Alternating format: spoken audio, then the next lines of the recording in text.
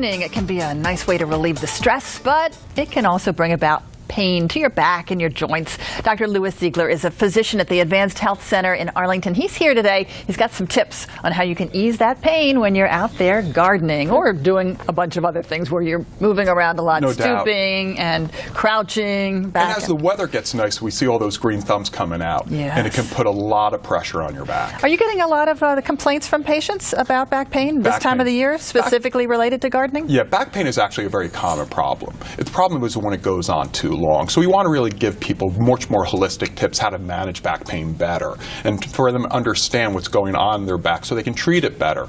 Well, what is going on in the back when we're gardening? I guess we're putting pressure on it? We put pressure on our back. But there's a few things I want people to understand. Gardening is just like any other type of physical activity, right? We want people to warm up. Take some time.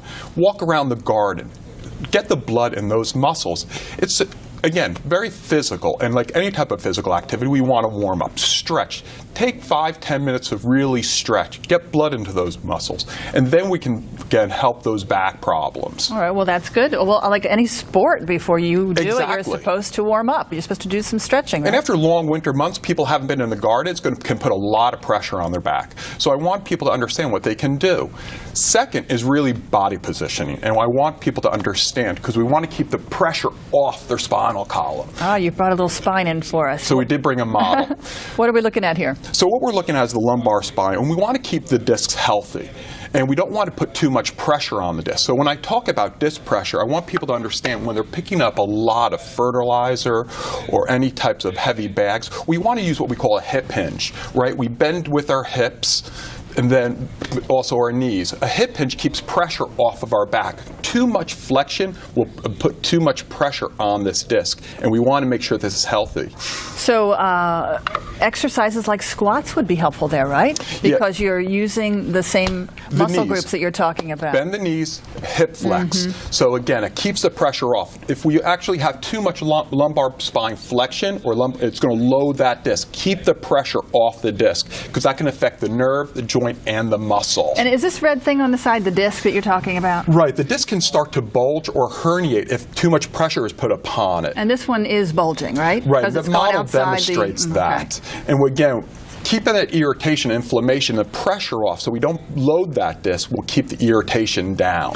So what causes it to bulge out like that? Right. Normally, again, if we put too much force upon the disc, it can start to weaken the tissue. This shock absorber, which separates the bone, has an annual fibrosis, and that can start to weaken and can start to bulge out and then hit the nerve, and sometimes that nerve can cause tingling and numbness in the leg, causing sleepless nights.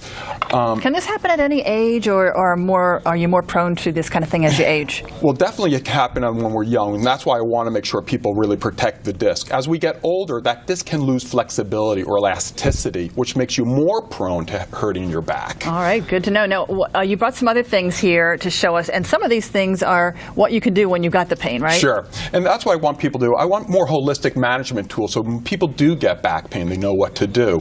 And ice is a great way to calm down the swelling in your back.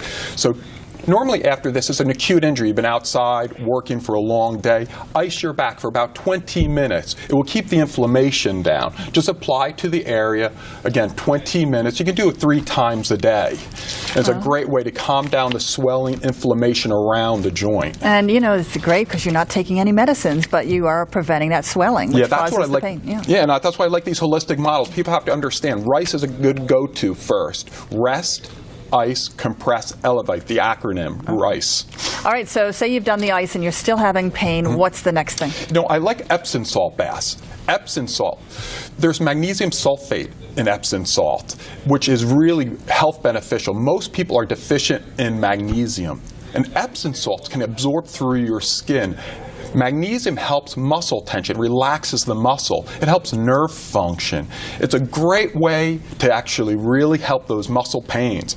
I wish more people utilize an Epsom salt bath. So just run the bath water and Yeah, take it's it. relaxing, calming. I just think, again, a great, powerful tool, help in the healing process, and you're going to absorb all that magnesium, which most people are depleted in.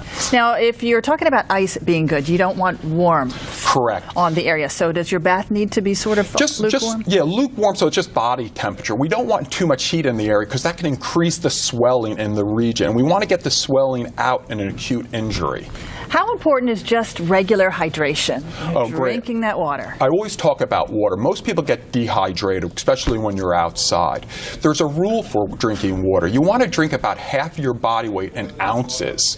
So again, as you're outside physically exerting yourself, if you weigh about 150 pounds, you're drinking 75 ounces of water. Wow, it sounds like a lot, doesn't it? Yeah, but most people are dehydrated, and again, water is a great transport mechanism for getting those key minerals in, making sure you don't have heat stroke. Hydrate. When you get out there, drink water. And then you've got some other pain relievers here? Sure. Arnica creams. Arnica, it's an herbal type of topical solution for bruising, swelling. Great rub on those spots. Again, holistic way to treat and manage pain. I love Arnica cream. Very beneficial. Okay. And this spray over here, what is this spray? This is a topical magnesium spray. Oh.